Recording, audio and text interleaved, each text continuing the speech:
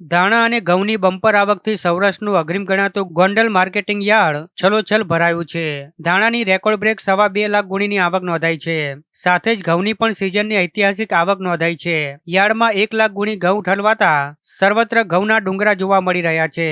અને હાલ પણ ગીર સોમનાથ, જુનાગઢ, પોરબંદર સહિત સૌરાષ્ટ્રના વિવિધ જિલ્લાઓમાંથી ખેડૂતો ગોંડલ માર્કેટ યાર્ડમાં વાહનોમાં માલ ભરી આવી રહ્યા છે. ત્યારે હાલ યાર્ડમાં જગ્યાના અભાવે બીજી જાહેરાત ન થાય ત્યાં સુધી ધાણા અને ઘઉંની નવી આવક સદંતર બંધ કરવામાં આવી છે. જેના કારણે યાર્ડ બહાર વાહનોની લાંબી કતારો લાગી છે. યાર્ડના ચેરમેન અલ્પેશભાઈ ધોલરિયાના જણાવ્યા મુજબ પુષ્કળ આવક થતા યાર્ડમાં ચારે તરફ માલ ઉતારવાની ફરજ પડી છે. ખેડૂતોને 20 કિલો ધાણાના રૂપિયા 1100 થી 2300, ધાણીના રૂપિયા 1200 થી 2500 અને ઘઉંના રૂપિયા 450 થી 650 સુધીના ભાવ મળી રહ્યા છે. પોતાના પાકના પોષણક્ષમ ભાવ મળતા ખેડૂતોમાં પણ ભારે ખુશીનો માહોલ જોવા મળી રહ્યો છે.